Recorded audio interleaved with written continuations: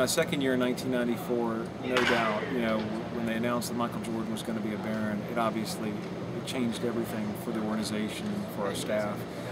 We sort of became the center of the sports universe. I'll never forget my cousin from New York sent me the sports page from the Daily News, and all of a sudden, Regents Park was on the back cover of the New York Daily News. So it was unique.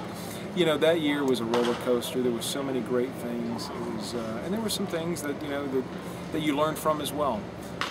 But to me, without a doubt, the highlight of that year and one of the greatest moments in this stadium's history was the night of July 30th, 1994. During the season, there were a lot of people doubting. There was so much coverage and attention devoted to Michael Jordan.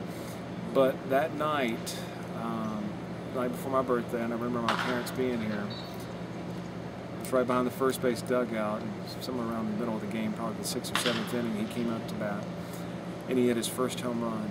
And it was one of those moments that I'll never forget, because you could tell it meant so much for him. It meant so much it was a great Saturday night.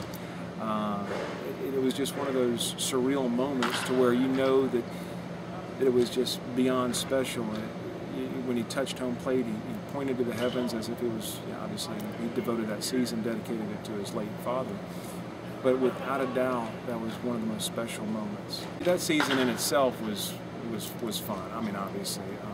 It's sort of like going to a Lakers game is ironic to say about Jordan, but every night you showed up and you didn't know who was going to be here. One night it was Kenny Rogers, the country music performer. Another night it was Kathy Lee Crosby, and there was Chichi Rodriguez, who was in the dugout during a game. You had Charles Barkley was a fixture out here, that stadium. That season, and then of course, during the days like today, they're filming, Gatorade commercials, Hanes commercials, hot dog commercials out on the field. There's always something going on. But it was special. It was a season that you'll never forget, and no matter where you go, the #1 player is not about, that they ask about, it's not about Willie Mays or about Reggie Jackson or Raleigh Fingers, all those great Hall of Famers that were part of Black Barons and Barons history.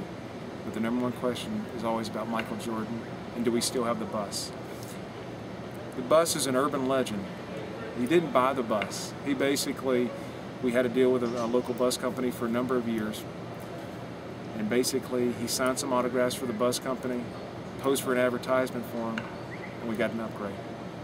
And hence, the story about the bus is off the ground. And no matter which way you slice it, the bus is going to be a bus, and you're still traveling all across the Southeast. But it was still a great story and still the #1 question wherever I go.